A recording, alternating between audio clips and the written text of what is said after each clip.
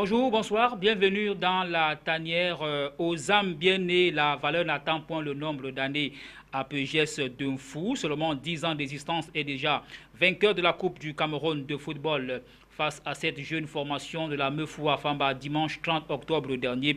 L'équipe de Bamoutos de Mouda qui totalise 50 ans de vie et qui fête son cinquantenaire cette année. La formation du centre a donc damé le pion à son homologue le dimanche 30, je le rappelais encore sur le score de 2-0. Deux magnifiques buts de Boya sur une erreur donc de placement de la défense de Bamoutos de Bouda.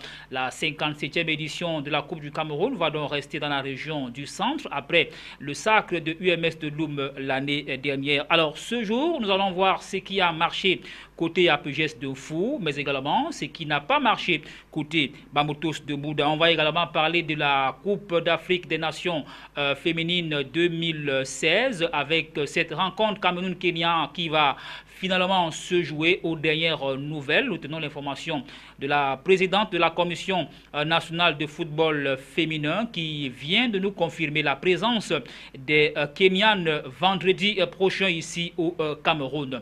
Merci de nous retrouver sur le petit écran. Retrouvons-nous juste derrière cette légère pause.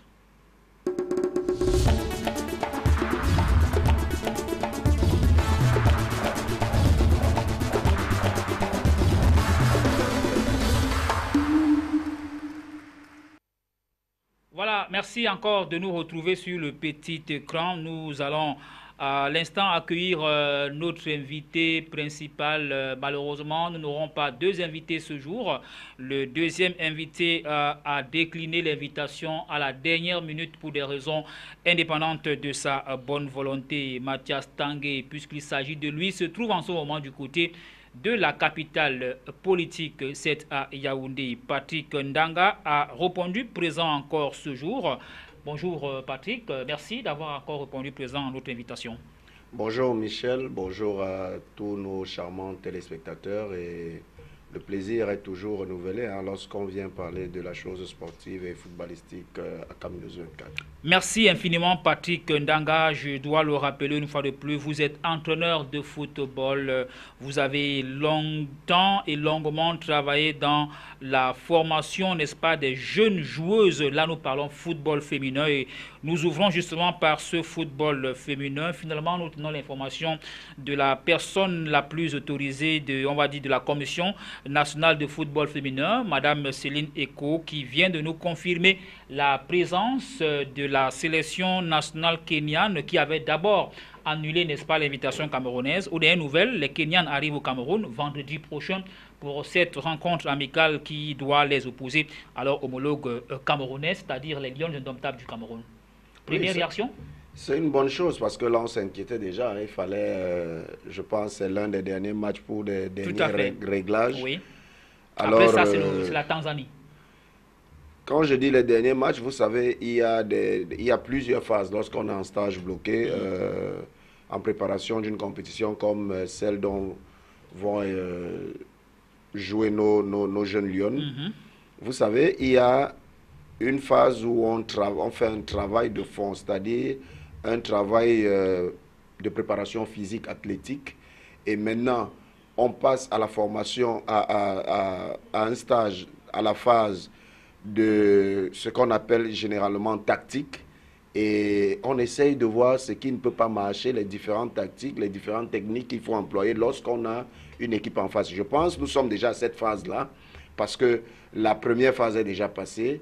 Et là, comme j'ai eu à communiquer, en fait, à suivre un peu le coach principal qui disait il est à la phase aujourd'hui des petits réglages. Alors, la dernière phase. Ça voudrait dire que quelque part, il a déjà quelque chose sous la main et pour bien dormir un peu sur ses lauriers, il faudrait ces deux derniers matchs pour qu'il soit vraiment au top. Vous faites d'ailleurs bien de le souligner, Patrick Ndanga. Je peux me dire que vous avez presque lu dans la boule de cristal, puisque le coach Enongachu vient juste, qu'il y a de cela quelques heures, quelques heures, il vient donc de communiquer la liste, la toute dernière liste, disons-le, la liste du dernier regroupement, voilà, à Yaoundé, avec la complicité bien sûr de notre réalisateur. On vous fera découvrir cette liste de 24 joueuses qui ont été donc convoquées par le sélectionneur Enon Gachou, avec 3 nouvelles joueuses professionnelles. Voilà, la liste est donc sur votre petit écran avec 3 nouvelles joueuses professionnelles. Tout à l'heure, nous allons commenter, n'est-ce pas, cette liste-là, et peut-être on va voir le dernier feuillet, la toute dernière, pour bien sûr voir la signature du coach Enon Gachou, qui a donc convoqué voilà la toute dernière, le dernier feuillet autant pour moi, et la signature du coach Enon Gachou. Voilà donc Patrick Ndanga, la toute dernière liste de Enon Gachou, je le rappelais, avec 3 nouvelles joueuses professionnelles, et on rappelle également que 7 autres joueuses professionnelles vont rejoindre la tanière des Lions indomptables du Cameroun dans les prochains jours, notamment la meilleure joueuse Gaëlle Engana Muit. Alors pour les 3 nouvelles joueuses, on parle notamment de Ngani Agathe du FC, bon, toutes sont de FC Lorient, Ngani Agathe, Nkada Agnès et Bongono Catherine, qui sont là les 3 nouvelles joueuses qui ont été, n'est-ce pas, convoquées par le sélectionneur. Et là, vous parliez des derniers réglages, de la dernière ligne droite. Peut-être cette liste-là confirme justement tout ce que vous disiez tout à l'heure en ce qui concerne cette sélection nationale féminine qui est pratiquement, ou alors qui est dans sa dernière ligne droite, véritablement parlant. Oui, comme je le disais au départ, vous savez, lorsque on fait un regroupement, c'est d'abord pour rechercher un noyau. Parce que toute équipe doit être reposée sur un noyau, et c'est ce noyau qui peut tirer l'équipe vers le haut. Alors, je pense que le coach Eno a déjà son noyau. Peut-être recherche maintenant comment on peut dire ça, il recherche maintenant des atouts au cas où l'équipe est bloquée. Quelles sont les filles qui peuvent franchement remonter le groupe? Alors, avec aussi un peu d'expérience qu'il est en train de rechercher parmi ces filles, parce que lorsque vous avez une fille comme Ngana Muit, qui au jour d'aujourd'hui fait les beaux jours, rappelons-le, hein, les ballons d'or africaines, et puis lorsque vous avez une telle fille dans votre groupe, elle fait des merveilles dans son championnat. Elle a probablement, pas probablement, elle a été éliminée en Champions League. Alors, on a vu de quoi est-ce qu'elle était capable en Champions League. Elle a été éliminée? Vous avez la dernière information? La dernière information, ils avaient joué, et à ma connaissance, il y a dû avoir des petits soucis, et quelque part, je crois, sauf peut-être erreur de ma part, mais je pense qu'elles ont été J'avoue que je n'ai pas cette information, et là, humblement, je l'avoue humblement. Donc, voilà. Ngana Muit, avoir une telle fille, avoir encore 7 professionnels, ça fait beaucoup d'expérience avec une équipe qui pratiquement bâtit sans championnat local. Je pense... Disons, il y avait un championnat local, mais qui ne se jouait pas selon les règles de l'art. Lorsque je puisque dis la pas de finale championnat... s'est disputée récemment entre la formation de Louvre Mimprof, voilà. Ça, il n'y a qu'au Cameroun qu'on vit ça. Qui a été champion du Cameroun. Il n'y a qu'au Cameroun qu'on peut vivre des choses pareilles. Honnêtement, moi je l'ai souvent dit, cette équipe nationale féminine a beaucoup d'atouts. On a beaucoup de bonnes joueuses qui n'ont besoin que d'être encadrées et à être mises à l'épreuve. Vous voyez, au jour d'aujourd'hui, on crie sur tous les toits Ngana Muit, on crie Ngok Jeannette, on crie de gauche à droite Annette Ngondom, toutes ces filles, c'est parce qu'elles ont d'abord roulé leur bosse au Cameroun. Elles ont joué, on les a vues, Ngondinkam, Justice, Sawa, tout ça. On les a vues. À Génie, on a vu toutes ces filles jouer. Au jour d'aujourd'hui, il n'y a pas de championnat. Et au moment où il n'y a plus de championnat, c'est là où il y a un peu quelque chose qui ne tient pas. C'est là où ces filles sont en train de faire des merveilles. Oui. Là, ce n'est pas pour encourager les autorités à rester toujours dormies sur leur laurier, mais c'est pour dire, si avec un peu de volonté, on aura une très meilleure équipe nationale. D'accord. Restons toujours sur le terrain, Patrick Ndanga. Je souhaite que nous approfondissions un tout petit peu nos analyses, ou alors que vous approfondissiez un tout petit peu vos analyses. Alors, vous avez une sélection comme celle de Enon Gachou. Je rappelle que là, c'est la dernière ligne droite, et tout à l'heure, vous le rappeliez également. Les Kenyans ont finalement dit oui à notre invitation. Ils arrivent vendredi, donc ils vont jouer leur match amical, et puis le Cameroun va jouer contre la Tanzanie en aller et retour. retour au Cameroun. Patrick, à la dernière ligne droite comme ça, tel que c'est le cas, qu'est-ce que l'entraîneur recherche? Qu'est-ce que Eno Ngachu recherche en ce moment? Est-ce qu'on peut dire que Eno a déjà assis sa tactique et sa technique, pour ne pas dire, est-ce que les schémas sont déjà prêts? Et là, on veut juste les huiler. Déjà de 1, Eno Ngachu recherche la bonne tactique. Parce que on a une panoplie de tactiques. Mais maintenant, il faut avoir une tactique pardon, qui nous permet de décanter les situations à chaque fois qu'on est bloqué. Vous avez un peu vu lorsque ces filles jouaient la Coupe du Monde. Il y avait des matchs, je me souviens, l'avant d'un match, avant qu'elles ne soient éliminées. À un moment donné, le coach, vous sentiez que quelque part, il est un peu bloqué. Mais lorsqu'il a ses filles au niveau du stade, il sait si je touche à tel niveau, je touche à tel niveau, ça peut me donner quelque chose. Là maintenant, c'est je ce que nous vivons. pense que c'est ce qu'il est en train de rechercher au jour d'aujourd'hui.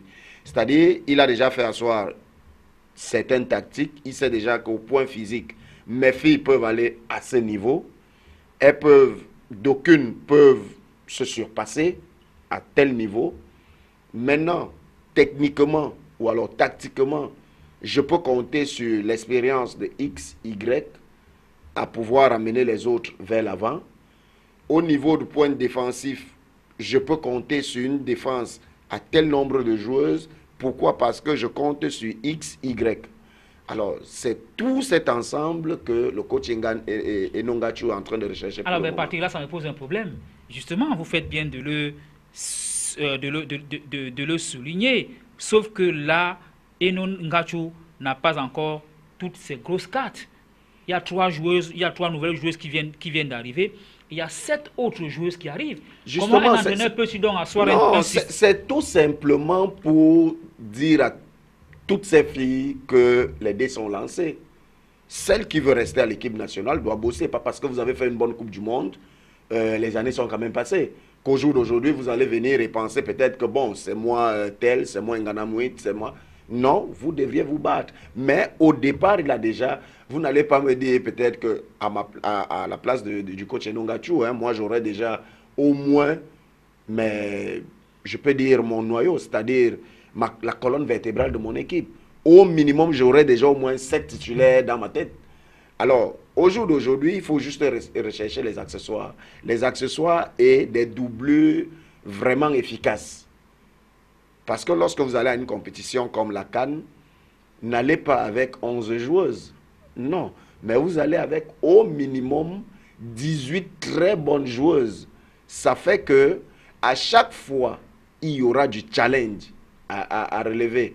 C'est-à-dire chaque fille qui sera au banc de touche, le jour où on lui donne son opportunité de s'exprimer, elle va vous démontrer qu'elle est une joueuse. Elle va vous démontrer qu'elle mérite être à ce poste.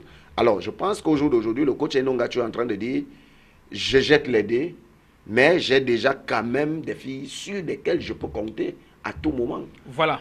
Je rappelle juste que le coach Eno Ngachu vient de commettre une liste de 24 joueurs. Et là, on va une fois de plus découvrir ces joueuses dans quelques instants avec la complicité de notre réalisation. Nous allons découvrir les 24 joueuses convoquées par Eno Ngachu il y a de cela quelques heures seulement dans le cadre du dernier regroupement de cette sélection qui prépare. Voilà, merci infiniment à M. Yves Anselme Tadiofo pour cette réaction.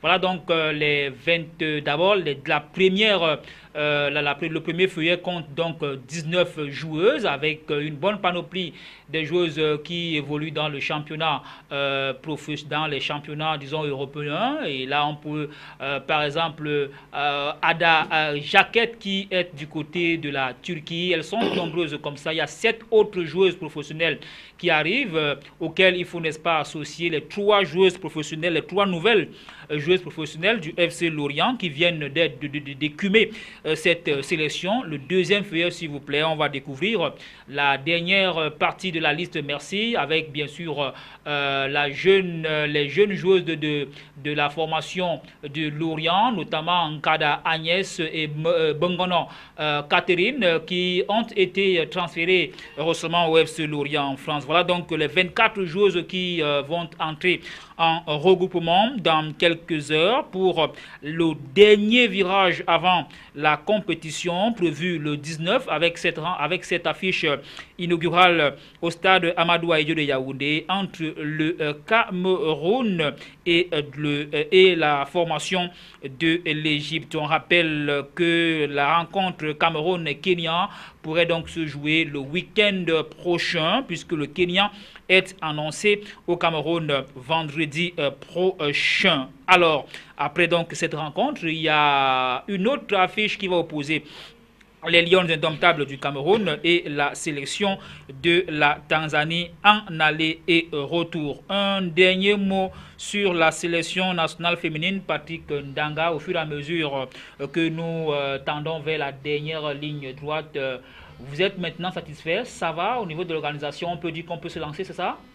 On peut se lancer juste en s'accrochant derrière le coach Enongachu, hein, parce que, pour le dire honnêtement, il est en train de tout faire pour pouvoir gagner ce titre. Parce que je pense, hormis toutes les... Regagner le titre, il n'a jamais gagné, hein? C'est pour ça que je dis, c'est l'opportunité pour lui de pouvoir gagner. Ah, oui, oui, de pouvoir gagner ce titre. Tout à fait. Parce que vous savez, Enongachu, dans la longévité, parmi les coachs dans toutes les équipes au Cameroun aujourd'hui, est celui-là qui bat le record. Alors, il mérite quand même avoir une couronne à la fin. Tout à fait. Parce que je pense pour lui, ça serait une très bonne chose, non seulement pour lui, mais ça serait, comment dire... Encore qu'il se murmure qu'il est en train de jouer pratiquement sa dernière compétition. Parce qu'on n'aime pas ce qui est bien fait. On n'aime pas celui-là qui fait bien. En fait, lorsqu'on a quelqu'un qui fait bien et qui peut faire... Personne ne veut le pousser à la porte. Et non, Mathieu, les nouvelles a cette envie. Il estime qu'il a presque tout donné. Il veut aller essayer ailleurs. Voilà. Oui, peut-être aller essayer ailleurs, mais pas dire que... Au jour d'aujourd'hui, il a tout essayé et qu'il va claquer la porte. Non, je dis... Si c'est pour aller essayer ailleurs, c'est une bonne chose. Si c'est pour aller essayer ailleurs, c'est une bonne chose. Mais maintenant... Vous pensez que le Cameroun doit le maintenir? Doit tout faire? Le Cameroun mérite de tout faire pour maintenir ce monsieur. Pourquoi? Parce qu'il a démontré qu'il avait l'envie, il avait l'engouement et il aimait vraiment cette équipe nationale. Je me souviens à une certaine période où il a même été écarté. Ceux dont on a positionné à ce poste-là n'ont pas pu faire mieux que lui. Si oui, peut-être vouloir plomber même l'équipe nationale. Il est le seul, je peux le dire au jour d'aujourd'hui, qui sait comment est-ce qu'il fait avec ses enfants pour pouvoir avoir des résultats meilleurs. Je me souviens, il y a des périodes où le coach Enongachu sortait de son argent pour pouvoir acheter ne serait-ce que de l'eau à ses filles. Des préparatifs au mondial 2015. Et qu'au jour d'aujourd'hui... C'est vrai qu'après, les pouvoirs publics se sont rattrapés. Non, on est toujours en train de se rattraper. C'est normal. Au jour d'aujourd'hui, on devrait vraiment pousser ce monsieur, l'encadrer pour qu'il puisse gagner un sac au Cameroun. Mais vous ne pensez pas que Enongachu, après tout ce qu'il a fait, il a été plusieurs fois finaliste malheureux. Est-ce que vous ne pensez pas qu'il est peut-être également temps pour lui, parce que c'est aussi ça souvent l'entraînement, lorsque vous avez presque tout donné et que bon, peut-être le sac, la concentration ne vient pas, peut-être qu'il est mieux d'aller prendre une autre bouffée d'oxygène ailleurs pour rebondir. Non, après, le sac n'a jamais... encore très jeune. Il est encore jeune, le Sacre n'a jamais donné. Je vais vous prendre des exemples simples. Hein. Lorsqu'on est en finale contre le Nigeria au Nigeria, c'est le pouvoir public qui vient saquer le groupe avec leurs multiples réunions qui nous ont amenés seulement à fatiguer les enfants et à bourrer les têtes des enfants à la dernière minute. Je pense, lorsque je dis on devrait encadrer ce monsieur au jour d'aujourd'hui, c'est de vraiment le laisser la main libre de gérer ses enfants.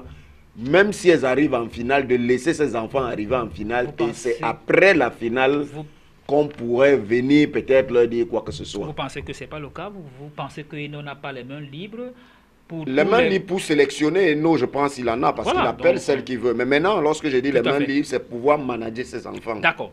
Voilà. Pouvoir les manager sans toutefois être interrompu à un moment donné de préparation d'une finale comme c'est passé au Nigeria, où c'est là où les ministres et consorts quittent le Cameroun, vont bloquer les enfants en salle de réunion pendant des heures pour les promettre je ne sais pas quoi, et à la fin, on retrouve un Très résultat bien. qui n'était pas celui qu'on Patrick Ndanga, attendait. c'est pas moi qui vais vous rappeler que le Cameroun, parfois c'est le Cameroun, et que le Cameroun Justement, je l'ai souvent a dit, le ses Cameroun, c'est habitudes, le Cameroun. a ses traditions. Vous savez que l'art du discours n'est peut-être pas né au Cameroun, mais le Cameroun a mieux appréhendé donc l'art du discours, notamment au Comme le niveau disait du un ministère certain feu des, président des sports. d'un pays voisin, lorsque Oui. vous voulez des discours, allez au Cameroun. D'accord, et je crois que c'est une particularité.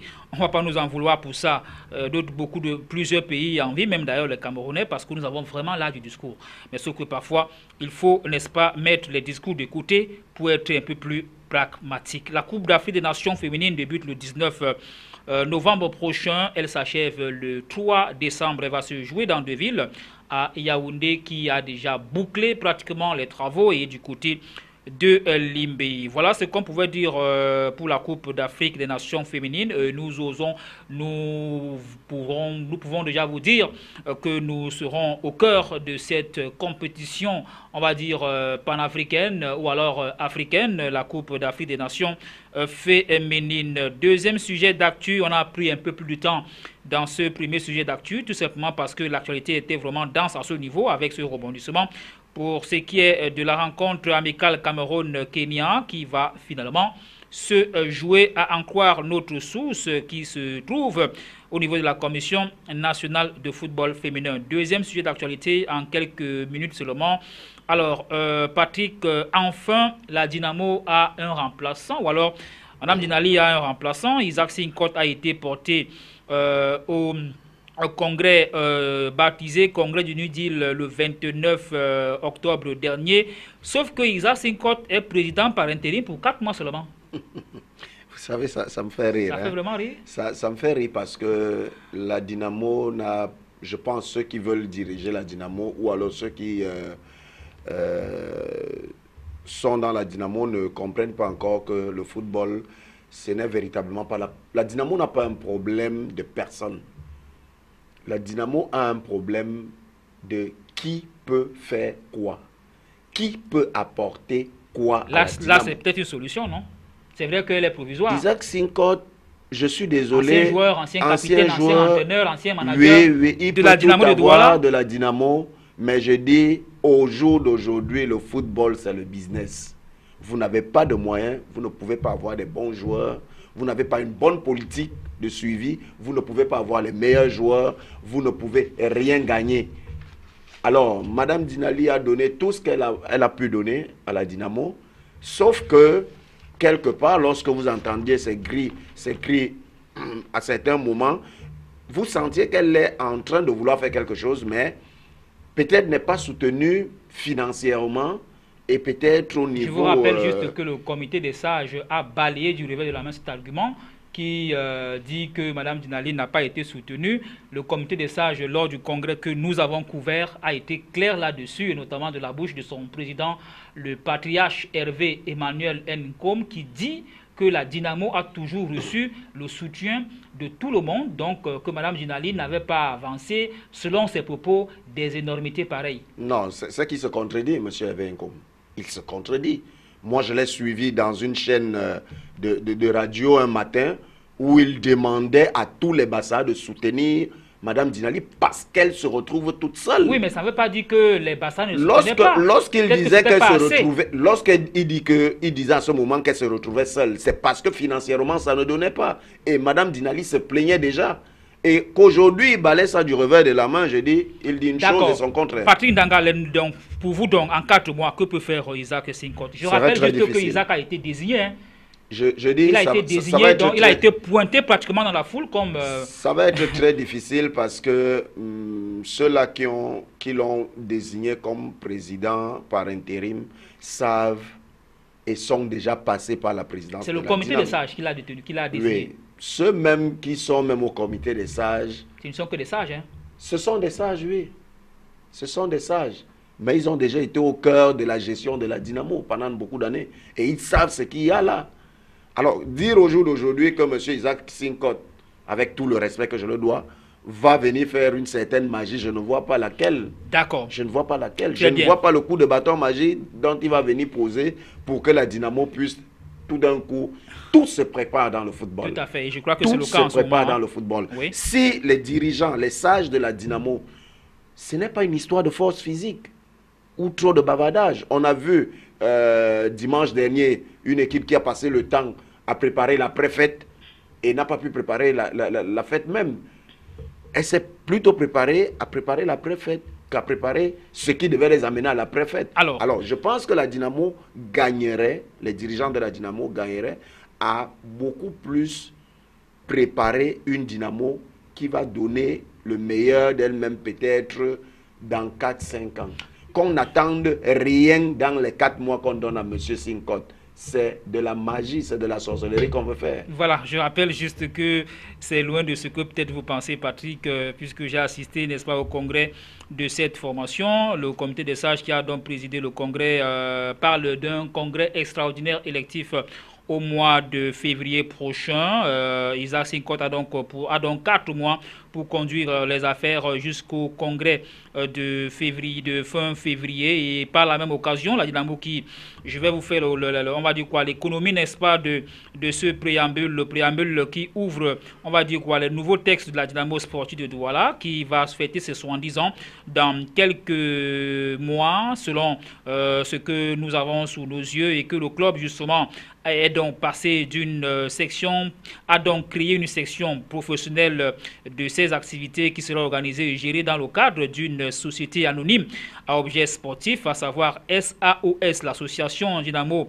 qui donnera naissance à SAOS sera l'actionnaire de référence de la dite société pour garantir l'esprit et le caractère populaire historiquement attaché à la Dynamo, entre guillemets, peuple ou encore les bonnes bas jobs, les présents, c'est-à-dire les statuts, les nouveaux statuts de la Dynamo qui seront bientôt adoptés, qui ont été modifiés et abrogés, et bien tous ceux ayant existé avant leur avènement et ceux depuis la création de l'association. Donc tout ce qui a été avant a donc été pratiquement, on va dire quoi, biffé d'un revers de la main. Désormais, les nouveaux statuts de la Dynamo sont donc ceux qui ont été présentés à la presse le 29 octobre dernier. Et là, on peut rapidement vous lire juste un seul article, notamment l'article 9 qui parle de la perte de qualité de membres. On vous rappelle que aux dernières nouvelles, Madame Dinali aurait donc perdu carrément sa qualité de membre d'honneur de la Dynamo, puisqu'il est stipulé ici que voilà, lorsque vous avez par exemple, lorsque vous êtes décédé ou alors lorsque vous avez démissionné et adressé par écrit ou au président de l'association, voilà entre autres raisons qui vous ne donnent plus droit à être président ou présidente d'honneur de la Dynamo sportive de Douala, puisque les anciens présidents sont d'office président ou présidente d'honneur de cette formation. Plein d'articles ont donc été rédigés sur le document que nous avons sous nos yeux. Malheureusement, on ne peut pas le parcourir entièrement ce jour. Peut-être une édition spéciale pourrait suffire pour pouvoir parler davantage ou alors longuement de la Dynamo sportive de Douala. Patrick, on dit un dernier mot sur la Dynamo qui, en principe, devait commencer les entraînements ce jour, selon la nouvelle équipe dirigeante, et le compartiment technique jusqu'au recrutement du futur entraîneur sera, on va dire quoi, coordonné par M. Joseph Antoine Bell. C'est peut-être un début, hein, mais aussi, moi, la seule chose que je peux dire aux supporters et sympathisants de la Dynamo, aux dirigeants de la Dynamo, c'est déjà quelque chose à penser à créer une société anonyme. Ça démontre déjà peut-être qu'il y a certaines idées, mais je ne veux pas les indexer. Je maîtrise un peu aussi les comportements de mes chers frères là. Ça va bien faire de bien commencer, mais est-ce que ça va suivre? C'est souvent ça le véritable problème avec nous, Africains ou alors Camerounais, qui pensions trop connaître. Parce qu'il y a certains qui se disent des sabitou. Vous allez bien commencer par une société anonyme. Moi, à ma connaissance, au jour d'aujourd'hui, la seule équipe qui a vraiment pu réussir avec la société anonyme, ça a été le TKC. On a vu d'où est quitté le TKC et où M. Feu Sombeyenga a laissé le TKC. jusqu'à ce qu'il ne quitte les règnes de cette équipe. Je dirais juste que la Dynamo, passer SAOS, c'est une bonne chose. Mais est-ce qu'on a déjà fait un business plan pour ça? Ça ne sert à rien de le décréter. C'est une autre question. Ça ne sert à rien de le décréter si on n'a pas encore mis des bases. Voilà. Alors, si on met des bases, je pense, après Bamboutos de Bouddha au Cameroun, ça, j'ose le dire au jour d'aujourd'hui, c'est discutable. Hein? C'est la Dynamo de Douala qui a plus de supporters. Aigle de Tchang, hein? Non, Aigle, pour moi, le supporter, c'est celui-là. Union de Douala. Hein? Union, ça c'est du bluff. Vous êtes d'accord avec moi? Oh parce non, je ne peux pas être d'accord avec vous, Patrick. Non, vous êtes d'accord avec moi parce que lorsqu'il y a un match, si vous voulez la saison prochaine, oui, la Ligue professionnelle peut poser une telle éventualité au Cameroun, à Douala, c'est-à-dire faire jouer un match de Bamboutos de Bouddha le samedi et faire jouer Union de Douala le dimanche. Vous allez me dire le résultat des supporters. Non, je suis d'accord par rapport à Bamboutos et à Union. De ce côté, au jour d'aujourd'hui en Elite One, aucune équipe ne rivalise avec Bamboutos de Bouddha. Je suis d'accord avec vous. Maintenant, dans le plan global, vous avez mis la Dynamo là-dedans. Je mets la Dynamo parce que lorsque nous sommes quand même à Douala. Oui, mais Patrick, je vous dis une chose, s'il y a 100 Bassa à Douala, et s'il y a 200 habitants à Douala, et qu'on ait par exemple 110 Bassa à Douala, je parie que 100 Bassa sont de la Dynamo. Oui, mais les autres équipes est-ce qu'ils vont au stade? La majeure partie.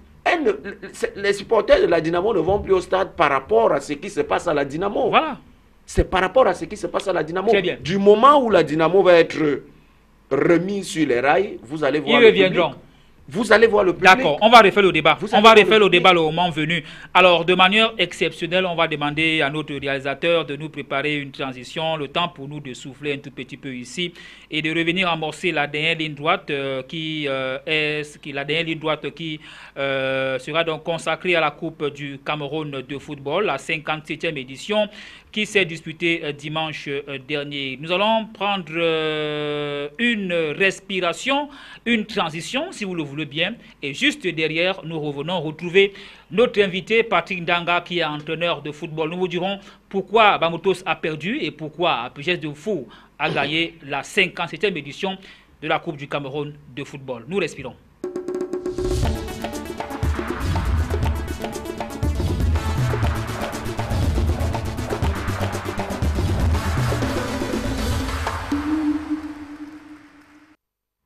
Voilà, merci. Retour donc sur le plateau et nous vous rappelons que nous sommes toujours en compagnie de Patrick Ndanga. Dimanche 30 octobre dernier s'est disputée donc la finale de la 57e édition de la Coupe du Cameroun de football. Les deux formations qui étaient en finale arrivaient là pour la toute première fois de leur vie sportive à ce niveau de la compétition. Et au finish, c'est Bamboutos de Bouddha qui perd devant APGS de Fou, seulement 10 ans d'existence devant Bamboutos de Bouddha qui compte 50 années et on le rappelle encore en titre qui s'apprête à fêter donc son cinquantenaire cette année. Alors, première question, Patrick Ndanga, vous êtes entraîneur de football. Comment avez-vous trouvé cette finale avant d'entrer en profondeur dans les différents compartiments au niveau de ce qui a fait perdre Bamboutos et ce qui a milité pour la victoire de APGS de Fou? Je vais vous dire très sincèrement, c'est l'une des finales au Cameroun dont j'ai vraiment pris le temps de m'asseoir et regarder. Parce que les autres finales, ça ne valait par moment pas la peine de regarder. Qu'est-ce qui a fait cette particularité? La particularité, c'est que d'un côté, on avait une équipe qui jouait au ballon, qui essayait de manipuler au ballon. On avait de l'autre côté une équipe qui avait le public derrière elle. Et cette équipe qui avait le public derrière elle n'arrivait pas réellement à imposer un système de jeu. APGS d'un Foua jouait sur une petite chose. Laisser Bamboutos faire du ballon en première manche et en début de deuxième manche, c'est qu'ils veulent du ballon. Et maintenant, lorsque les gars reviennent en deuxième manche, ils disent, on vous laisse encore un peu le ballon, mais quand on va prendre possession de ce ballon, nous, on va aller droit au but. On a vu l'une des premières occasions et je savais que APGS de Fou, au niveau des corners, c'est une équipe redoutable. des coups de pied arrêtés, à PGS de fou, il fallait s'y attendre. Mais maintenant, Bamboutos, je ne sais pas sur quoi ils ont beaucoup misé, mais je pense quelque part, ils se sont dit physiquement, on va épuiser ces jeunes d'APGS de fou. Oubliant que, sportivement, lorsque vous avez traversé une tranche d'âge, la récupération est plus difficile. Or, le jeune joueur, le jeune enfant de 22 ans, de 18 ans, de 19 ans, parce qu'on sait que la moyenne d'âge à APG c'est 19 ans, l'enfant de 19 ans récupère très facilement que vous qui avez 26, 25, 26 ans.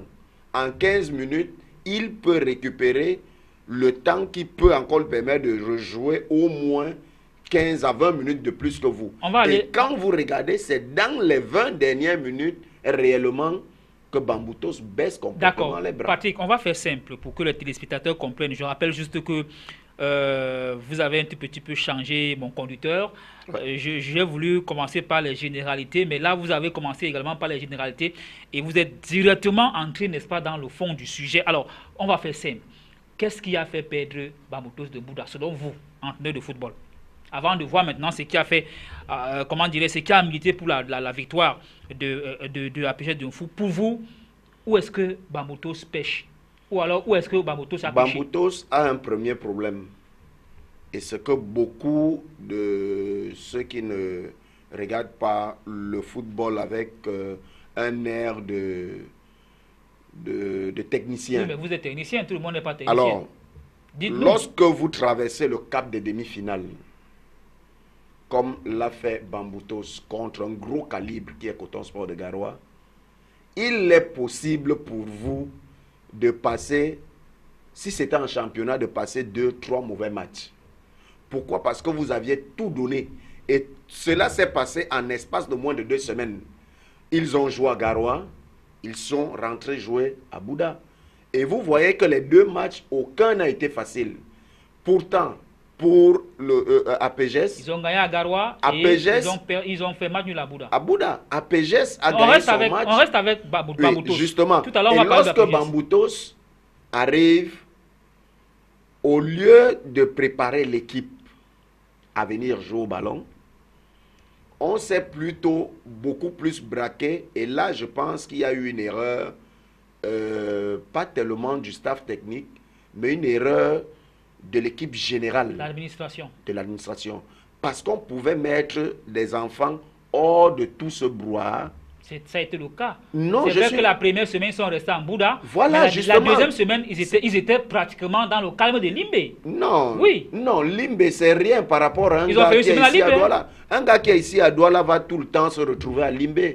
Regardez un peu l'équipe d'en face. Qu'est-ce que vous voulez par là insinuer? Ce que je veux dire, c'est que Bamboutos aurait, ou alors les dirigeants de Bamboutos auraient plutôt pris leurs enfants qui sont, j'ose croire, vu leur âge, sont encore assez jeunes, les retirer carrément de cette circoncision, c'est-à-dire du littoral et de l'ouest. Les amener dans un coin et faire braquer plutôt les projecteurs du côté des supporters. Mais dans la même mêlée, on a laissé les enfants là. Et ce qui a encore été marrant, parce que vous savez, Michel, excusez un peu, je vais chuter là. Vous savez, lorsqu'un enfant est habitué à manger les beignets qu'on fait au coin, au quartier, de 25 francs avec le haricot, et qu'un matin, vous arrivez, vous lui dites, bon, comme tu es en train de vouloir réussir à ton examen, dès que tu réussis à ton examen, je t'amène, par exemple, sans publicité bien sûr, je t'amène à la boulangerie Saker. Tu vas faire le choix de ton hamburger que tu veux. Mais si cet enfant n'est vraiment pas préparé moralement, et c'est ce qui a été fait, on ne les a pas préparés moralement à traverser une telle étape. Quand les gars arrivent, dans la tête, c'est je vais avoir 1 million, je vais avoir 2 millions, je vais avoir... Toutes ces promesses sont versées sur la table, comme diraient nos frères ivoiriens, c'est versé sur la table. Vous avez raison à ce niveau. Et les gars n'ont rien Vous avez raison à ce comprendre à maintenir les informations que nous avons font état de ce qu'on leur a promis beaucoup d'argent, malheureusement. Beaucoup d'argent. Samedi, jusqu'à samedi très tard, Bamboutos de Bouddha et ce joueur étaient encore en train de se tirailler sur les montants. Mais je voudrais rapidement réparer je voudrais rapidement réparer je voudrais juste, bon, pas peut-être réparer, mais je souhaite juste rappeler, Patrick, que Bamboutos a eu la première partie de sa préparation en Bouddha. La deuxième partie, c'était déjà une erreur. Bon, d'accord, peut-être. C'était déjà une erreur. Okay. Dès que on a le pressentiment qu'on peut se qualifier pour la finale, c'est-à-dire on gagne notre match aller et le retour se joue à Bouddha, lorsqu'on finit ce match à l'instant T, au plus tard, 24 heures après, les joueurs ne se retrouvent plus là. Vous voulez dire que le fait de voyager finalement pour Limbe, ils ne se sont pas rattrapés? Parce qu'ils ont quitté la base de Bouddha pour Limbe. Ils ne se sont pas tellement rattrapés. Ils ne se sont pas tellement... sur la plage, la relaxation et tout, donc... Ça aussi, vous n'allez pas surprendre l'organisme. Oh là là, Patrick. Monsieur... là, vous êtes carrément en train de réduire le joueur de Bamboutos pratiquement vers un archaïsme non, c'est pas question, à la limite. C'est pas question d'archaïsme. C'est très simple, Michel. C'est très simple. Je vous ai pris un exemple d'un enfant qui est habitué à manger les beignets. Je dis un enfant qui est habitué à un rythme de vie. Amenez cet enfant progressivement. Ne quittez pas avec un enfant pour ne pas surprendre son organisme. Justement. Alors, bon, pour vous... Et là, il faut des techniciens vraiment voir la tâche pour pouvoir amener ces gars à faire... Voilà. Tout à fait, par exemple. Voilà. Par exemple. Et c'est pour ça que je dis Bamboutos s'est beaucoup plus préparé à la pré-fête qu'à la fête. La première défaite de Bamboutos est d'abord comment dirais-je, une mauvaise gestion de l'avant-finale. Voilà. Bon, voilà. Et maintenant sur le terrain. Et lorsque Bamboutos arrive sur le terrain, Bamboutos quitte Limbe vendredi 29 pour Yaoundé, où elle va passer cette équipe-là, sa première nuit à Yaoundé, samedi et dimanche, le jour de la finale. Justement, lorsqu'ils quittent Limbe, vendredi, ils arrivent à Yaoundé. Et je rappelle qu'ils étaient logés au complexe sportif de l'Andiala Kwan Sport Academy. On passe d'ailleurs un bonsoir particulier à notre ami Serge Renaud Pensi, voilà, qui est le directeur sportif. Lorsque Bamboutos arrive à Yaoundé, quand je dis tout ça, c'est le mélange de l'administration, on se met encore à faire des réunions avec des joueurs jusqu'à tard dans la nuit samedi, sachant que le match se joue dimanche. Avant ça, il y a une conférence de presse d'avant-match à l'Africa Foot. Oui, l'avant-match, on n'a pas besoin de tout. On ne sait pas si Bamboutos a reconnu le terrain parce que ça fait aussi partie des règles. Je vous dis, tout ça fait partie, peut amener une équipe à perdre un match. Face, et là, c'est de un. De deux, maintenant, le staff dirigeant technique de Bamboutos n'a véritablement pas étudié le jeu d'APGS, n'a pas vraiment étudié les forces en présence d'APGS. Pour une équipe qui vous a battu en championnat 4 fois. C'est pour ça que je dis jusque-là, ils n'ont pas pu étudier. Vous voulez dire que M. Fagnan est passé à côté de la plaque, c'est ça? Je ne le dis pas souvent, mais je pense là, il a eu peut-être... il n'a pas bien étudié le jeu de APGS. Peut-être quelque part, ou alors lui, il a étudié à sa manière et que les joueurs n'ont pas eu à appliquer cela au stade. Qu'est-ce que vous auriez pu faire? Première des choses, c'était d'empêcher APGS à évoluer avec le ballon dans ma moitié de terrain. Or, Bamboutos a beaucoup plus voulu jouer à la défensive. Pourquoi? Parce que... Procéder au jeu long. Voilà. Ils ont essayé ça avec toutes les équipes pendant les éliminatoires de la Coupe, jusqu'à gagner Coton Sport à Garo avec ce jeu. C'est-à-dire, si on a une seule occasion, on met ça au fond. Un bloc, un milieu bien bétonné avec un fixateur au niveau... L'équipe d'en face, c'est une équipe qui manipule le ballon. Alors, il fallait les empêcher, à partir de leur moitié de terrain, de progresser avec le ballon. Ça a été l'une des erreurs du staff technique. Ou alors, le staff technique a peut-être eu à donner ses consignes aux joueurs qui ne les ont pas appliquées au stade. Maintenant, il faut voir la fraîcheur des joueurs. C'est pour ça que tout à l'heure, lorsque on était en train de parler, je vous ai dit, vous avez parlé de la reconnaissance du stade, quelque part, ça fait partie. De quelle fraîcheur faites-vous allusion? La fraîcheur physique ou alors la fraîcheur morale? D'abord, la fraîcheur physique. Les gars qui de Limbe font pratiquement 400 km, arrivent à Yaoundé, 300 à 400 km, si je me le permets. Plus de 300 km. Arrivent à Yaoundé, n'ont pas le temps de vraiment se reposer parce que vous arrivez à Yaoundé, c'est pas d'aussitôt que vous allez vous coucher. Tout à fait. parce que c'est telle élite qui est arrivée, il doit saluer les joueurs. On connaît un peu tout ce qu'il y a comme brouhaha autour de Bamboutos. L'équipe aux milliards de supporters. Et maintenant, les gars ne se reposent pas assez. Le samedi, ils vont conférence de presse à aller 15 faire la conférence de presse à 15h. Après, il y a la réunion avec les dirigeants qui finit très tard dans la nuit. Pendant ce temps, une réunion qui s'achève en queue de poisson, puisqu'à la fin, les joueurs n'ont pas les primes. Le moral des joueurs est saqué. Le moral des joueurs est saqué. C'est pour ça que j'ai dit, c'est un tout. Et les dirigeants, et l'administration, et le staff technique, et les joueurs, et les supporters eux-mêmes. Ah bon? Et les supporters eux-mêmes. Ah bon? Au contraire, les supporters ont galvanisé pour que l'équipe gagne. Ils ont un peu fait ce... je ne sais pas comment on le traduit en français. Vous voulez dire qu'ils ont fait beaucoup de bruit? Un peu trop de bruit. Et pour rien, c'est ça? Pour un match de football, c'est vrai, la fête, c'est le football. Mais c'est d'abord la fête. Ils se sont toujours comportés comme ça, ces supporters. Je suis d'accord. Et c'est pour ça qu'ils ont toujours perdu contre APGS. Oh là là. Oui, c'est pour ça qu'ils ont toujours perdu contre APGS. C'est vrai que le récent cinglant 5-0 hantait peut-être encore les esprits des joueurs. Parce qu'en ce jour, le jour de ce 5-0, les supporters d'APGS de Bamboutos disaient, pas ce que vous nous avez fait à l'aller, on va vous montrer aujourd'hui. Et ils ont pris 5-0. Alors, si les dirigeants de Bamboutos... Ils étaient plus nombreux que ceux de APGS en fou. Bien sûr. Ils ont envahi le stade... Non, pas en fou. En fou, je crois. Ils jouent le match de retour en fou. Tout à fait, je crois.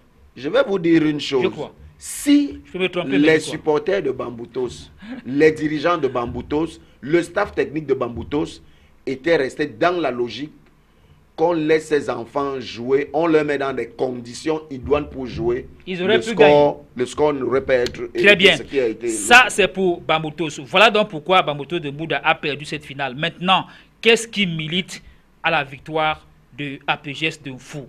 2-0, 2 buts de notre ami Boya, international A, Fagnon, 23 ans je crois.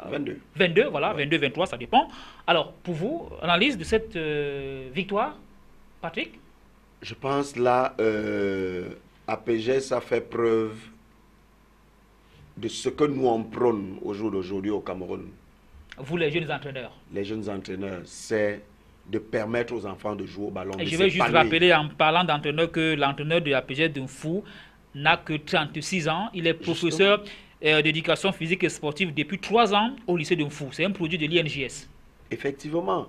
Mais vous allez encore lever une autre comment dire ça, c'est une autre polémique entre ceux qui sont de l'INJS et ceux qui sont formés. C'est pour vous les entraîneurs, coach. Moi, effectivement, parce qu'il y a toujours eu un débat. C'est le débat journaliste sorti de l'ESTIC et journaliste formé dans l'OTA et journaliste formé ailleurs.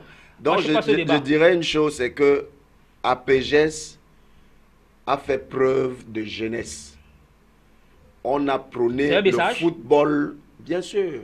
On a prôné le football jeune. On a prôné les centres de formation. On lutte, on bagarre tous les jours pour ça. D'ailleurs, c'est un centre, hein? C'est une académie. C'est une académie. On bagarre tous les jours pour ça. Et c'est pratiquement des jeunes, des anciens camarades de classe, étudiants, qui ont décidé de faire APGS de Fou. Au jour d'aujourd'hui, peut-être les élites peuvent arriver. Et c'est là où j'ai peur. Parce que lorsque l'élite va venir mettre sa main, lui, il ne va voir que de l'argent. Peut en même temps avoir la photo, justement, allez-y Patrick. Il y a une photo justement qui parle justement de l'élite. Je crois le ministre Barga Tangana qui tient la coupe. Cette photo arrive, allez-y Patrick. Justement, quand ils vont mettre la main, ils ne seront plus dans les mêmes objectifs ou alors l'optique de ces jeunes qui ont décidé de faire une académie de football et au jour d'aujourd'hui, 10 ans après, qui ont les fruits. Ils vont venir pensant que c'est les moyens qui vont jouer au ballon. Non. Alors, je disais que APGS, sur le plan technique, tactique, administratif, ont réussi. Pourquoi? Parce que ce soit APGS qui soit arrivé en finale, que ce soit International de Douala qui sera arrivé en finale. C'est une réussite de la jeunesse. Ça devait être une réussite de la jeunesse. Et là, APGS arrive en finale juste par une petite malignité. Ils sont arrivés et ils ont démontré que oui, si nous sommes arrivés à ce niveau, on doit continuer à prôner le football jeune. Ils sont arrivés. APGS ne s'est pas affolé. APGS n'a pas fait de grosses déclarations. APGS est resté dans l'optique on va aller jouer le football que nous connaissons, qu'on a appris à faire. Ce qu'on a appris à faire, c'est jouer au ballon. C'est faire courir le ballon et donc courir après le ballon. APGS a continué à faire courir le ballon pendant tout le match. Et dès qu'il y a eu une première opportunité, on a mis au fond. Une deuxième, on met au fond. Et maintenant, on fait courir les autres. 2 buts similaires. 2 buts similaires et pratiquement en moins de 5 minutes. Tout à fait. En moins de 5 minutes. Tout à fait. Alors, vous comprenez que quelque part, lorsqu'on a la jeunesse en face qui veut bien faire, on doit laisser la passe à cette jeunesse Patrick Ndanga, au-delà de la jeunesse, est-ce que APGS Dounfou n'a pas bénéficié de, on va dire quoi, de l'encadrement de ces statistiques? En 6 rencontres, APGS, je le rappelle encore, a 4 victoires pour une seule défaite et un match nul face au même adversaire. Est-ce que APGS Dounfou n'a pas été galvanisé, n'est-ce pas, sur le plan psychologique, à travers ces statistiques que je viens juste d'énumérer? C'est pour ça que je vous ai dit tout à l'heure qu'il y a un travail psychologique qui a été fait et qui n'a pas été fait de l'autre côté. APGS a pensé que si nous sommes arrivés en finale, c'est parce que nous avions joué au ballon. C'est parce que nous sommes restés le petit pousset. Nous ne nous sommes pas déclarés, on n'a pas fait de déclarations. Je rappelle juste qu'en face, les autres n'ont pas joué au Han. Hein? Ils ont joué au foot pour arriver en finale. Voilà. Mais je vous ai dit, la malchance avait été que de l'autre côté, on a éliminé un gros calibre. Ouais. Et que de l'autre côté, on a éliminé un petit pousset aussi qui est comme nous. Voilà. Alors, on est encore plus frais et on reste dans notre coin. On continue à travailler loin des caméras et tout qu'on sort. Et quand on arrive au stade, je parie même que, sauf peut-être si les dirigeants, les responsables du stade de Yaoundé, peut-être peuvent me démentir, mais à proximité d'un fou, je crois quand même qu'ils ont eu à faire des reconnaissances de stade. Ils se sont entraînés à Akono. Bon, Akono qui est semblable au stade Omnisport. Qui a presque le même climat. Et même au niveau de la pelouse. Tout à fait. Parce qu'à Akono, lorsque j'ai eu la chance de pouvoir travailler avec un centre... pour être plus précis. J'ai eu la chance de pouvoir travailler pendant près de 6 mois avec un centre qui était émergent là-bas, mais qu'après, les dirigeants ont pensé beaucoup plus au business qu'à former les jeunes enfants. D'accord. Donc, je pense que APGS est resté dans sa logique et je prie vraiment que les dirigeants d'APGS restent dans cette optique-là. Alors, conclusion, le coach Herman Oumarou Sokba a aussi gagné la bataille tactique et technique sur le terrain. Lui-même, il a dit d'ailleurs. Oui, déjà, il a gagné cela, mais aussi, il faut rappeler que la clé de son succès a été de pouvoir avoir les enfants sous la main qu'il a formés. Tout à fait. Alors, ces enfants sont très faciles à manipuler. Or, du moment où APGS va aller chercher les gros calibres parce qu'on a une compétition africaine, ça va être dangereux. Voilà, mais il ne faut pas être ingrat, coach Patrick Ndanga. On va juste rappeler également que le coach Oumarou Sokba était l'entraîneur adjoint du coach David Pagou, qui a été recruté en début de saison, mais remercié par les dirigeants de APGS Dounfou. Donc, Oumarou Sokba a pris le train en marche et il a achevé. Donc, il faut également qu'on le dise parce que nous ne sommes pas de ceux qui crachent, n'est-ce pas, sur le travail que d'autres ont fait. C'est un travail. Le coach David Pagou l'a même félicité. Il faut le dire. Il faut vraiment qu'on le précise. Il a félicité. Malheureusement, on n'a pas entendu parler beaucoup de David Pagou et pourtant, David Pagou est l'initiateur pratiquement du projet de APGS Dounfou cette année. Il est à la base de ce travail. Cette année-ci, cette année, il faut le préciser. Il est à la base de ce travail. Patrick, en 5 minutes, on va bientôt sortir. En 5 minutes, me fait savoir la réalisation qui est, n'est-ce pas, tenue par M. Yves Anselme Tadjofo, à qui nous disons d'ailleurs merci pour cette dextérité. Vous avez vu les photos, elles sont nettes, claires, précises et concises. Alors, Patrick, un mot sur le meilleur joueur, M. Boya. Boya, il mérite. Boya, c'est un jeune qui est en devenir. Alors, il faudrait bien qu'il soit aussi bien encadré.